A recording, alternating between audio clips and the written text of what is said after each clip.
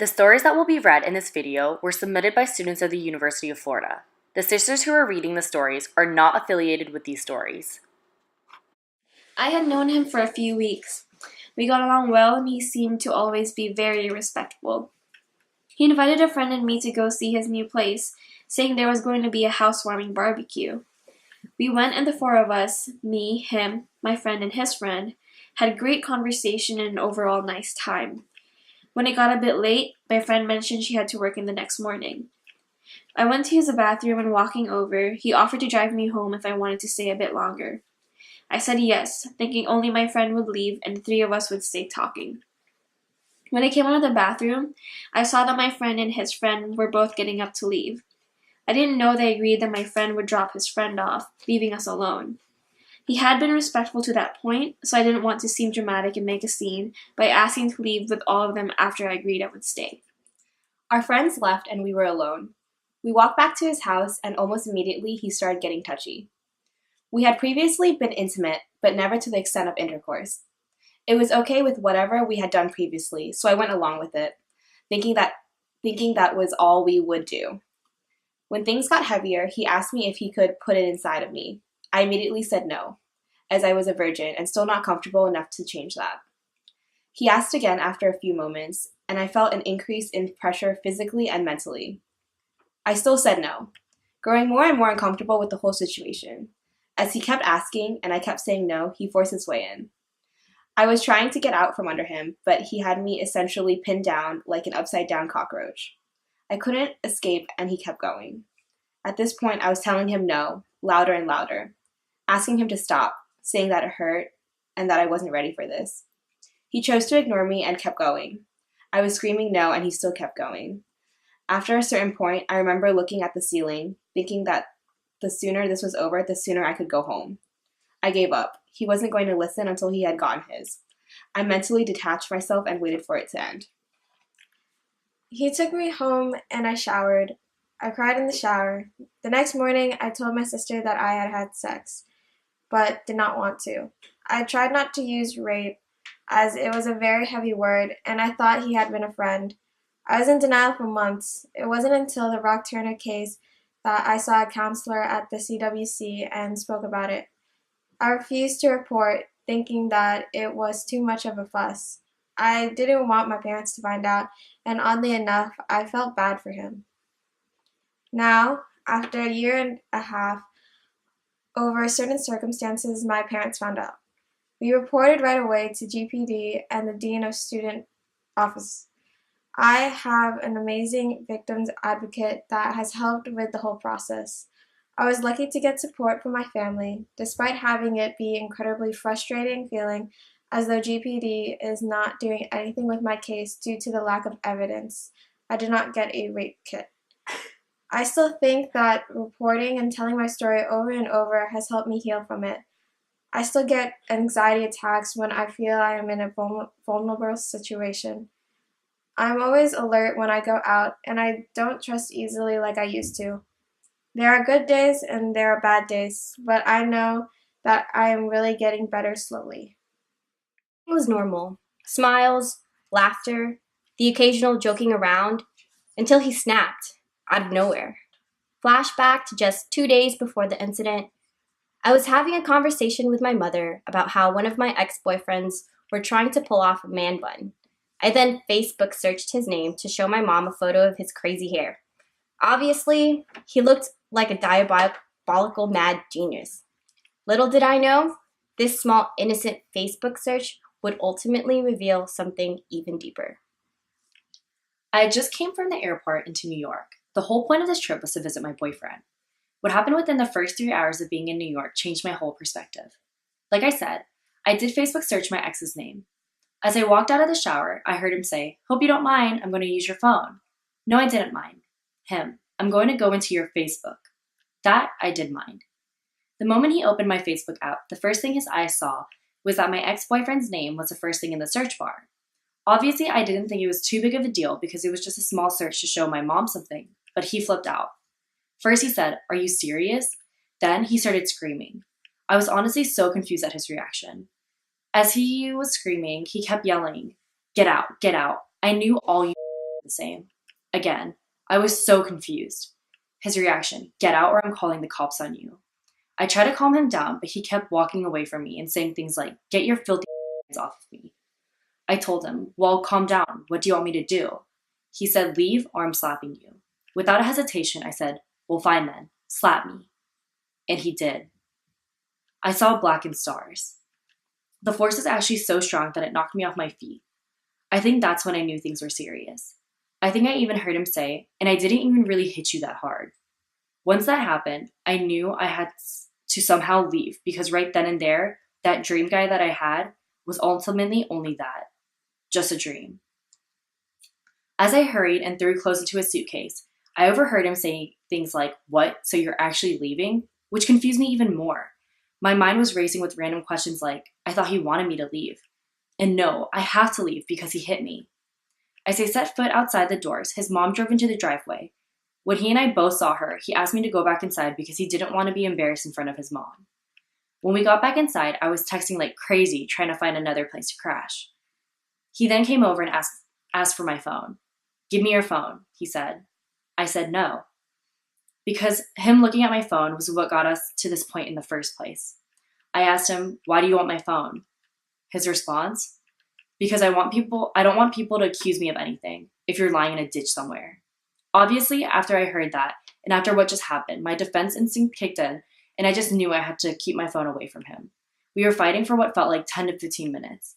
I know I knew self-defense, but I was honestly no match for his Brazilian Jiu-Jitsu, Muay Thai, wrestling in high school moves. There was a point where he had me in a chokehold, and I could see him smiling as he was doing it. I was honestly so scared that I screamed at the top of my lungs. The scream was so loud that his mom heard it from the second floor of the house. Because of that scream, it forced her to call his cell phone to make sure things were okay. After all that, he said he wanted to go on a walk and talk. In that walk, he basically told me that he felt as if things in our relationship were going too well. Even his guy friends told him to be wary, because I could be doing something behind his back. He was also cheated on by his ex-girlfriend, so he always had insecurity issues. He assumed that the reason why I Facebook searched my ex was because I wanted to contact him and try to get back together with him, and that's why he exploded because he had put so much trust into me. He even told me that I shouldn't be too mad because I want equality, and that if I were any one of his friends, he would have hit them too. But I stayed, and let me tell you why. I stayed with this guy amidst all the warnings and fears from my friends after I told them about the incident because I felt as if I owed it to myself. I don't necessarily encourage others to do the same, but I just knew that this whole experience would help me grow. I wanted to take the time to see the red flags that I had been missing this whole time, and I saw it. It was always there, but I was blinded by other things. I broke up with him after I came back to Florida. I sought help in the fall semester after that incident by going to therapy at UF's Health and Wellness Center. I think I went to therapy because I wanted someone to just tell me how to get over something so I could go on to my daily routine. What therapy taught me was that the only way to progress was if you found that answer within yourself. No one can really tell you. Now, I'm really happy.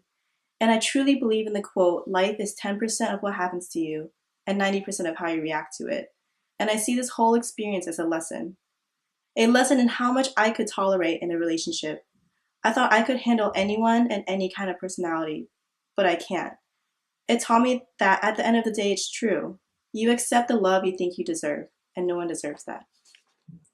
It was February in Dublin. I had just moved there for the semester, and some of my fellow exchange students wanted to go pub hopping and explore the city a bit. The night started out as just any other night would. We would drink and laugh, meet new people, and socialize. It was great until it wasn't. We met him at the third pub we walked into. He had a 6 a.m. flight to catch back to England, and so him and his buddy were just hanging out at different pubs looking for a good time. Looking back, I didn't actually remember when he started to show an interest in me. The first instance I do remember was when he would start grabbing my butt and squeezing my hip tightly, trying to force me to sit in his lap. Unfortunately, having just gotten out of an abusive relationship, my sad reality was that his behavior seemed normal to me, or at least normal enough that I obviously didn't realize it was not headed in the right direction. His behavior persisted. For a few hours, I was never more than 2 feet from him, and he always had at least one hand on me. I remember telling him I was going to the toilet, and he let me go only after squeezing my thigh. I was coming back upstairs from the restrooms that I spotted him again. He was leaning against the wall, and as soon as he saw me, he grabbed my hand and pulled me into the men's bathroom. I remember him slamming the door behind us and cornering me against it. It was at that moment I think the alcohol haze started to wear off, and I knew I did not want to go wherever this was heading. This is the point where everything gets really blurry in my memory. Only snapshots seem to be left.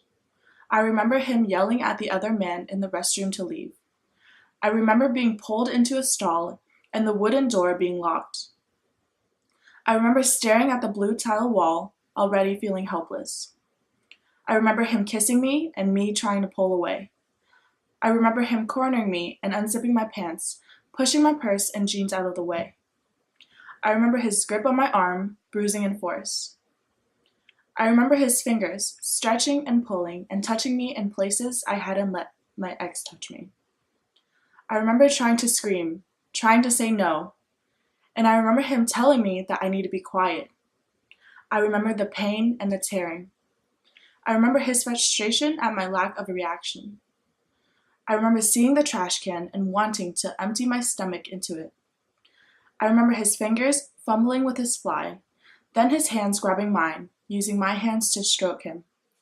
I remember his groans, his encouragements, and my swallowed screams. I remember him grabbing the back of my head, gripping onto my hair. I remember him forcing me down, forcing himself inside my mouth. I remember the feelings of tears streaming down my face. I remember choking. I remember gagging. I remember how he tasted. I remember how he smelled. I remember wanting it all just to be over, begging for anyone to just end it at that moment. Then I remember him releasing me, shoving himself back in his pants, forcing me to stand up from where I had fallen and fix myself too. Then he opened the door and turned to face me. "You wanted that, didn't you?" he asked. I couldn't form words at this point, though. I don't think I said anything in response. I don't remember saying anything. He left, and I stared at the red tile that lined the walls around the sink. I couldn't. I refused to look in that mirror, and so I left. I was walking up the stairs when my friends saw me. They screamed at me, cursed me, told me to not leave them again.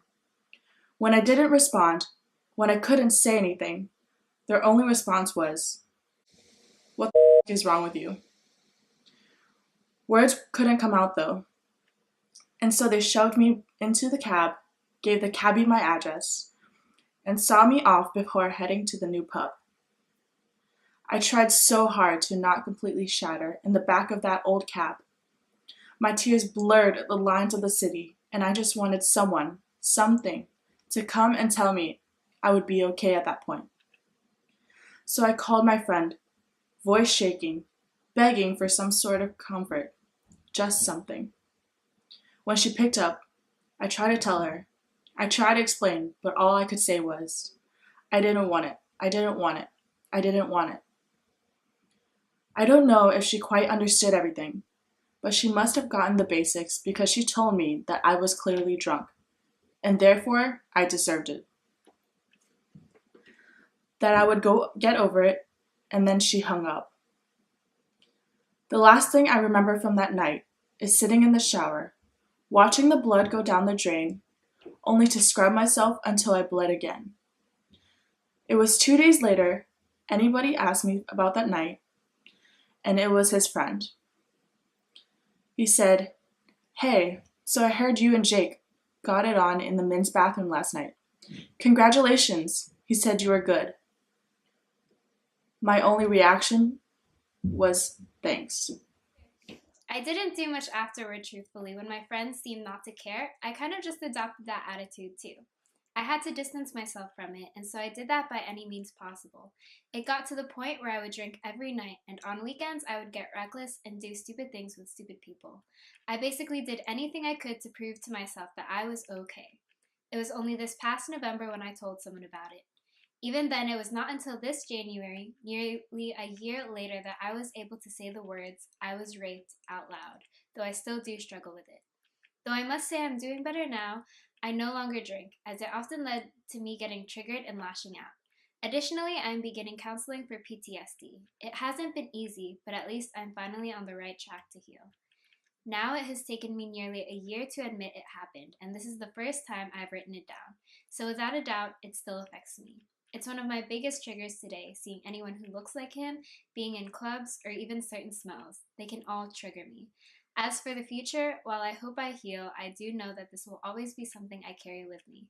I've just decided to let it grow me instead of destroy me. We, the University of Florida Alpha Delta chapter of Alpha Kappa Delta Phi, say, No more. No more. No more. No more. No more. No more. No more.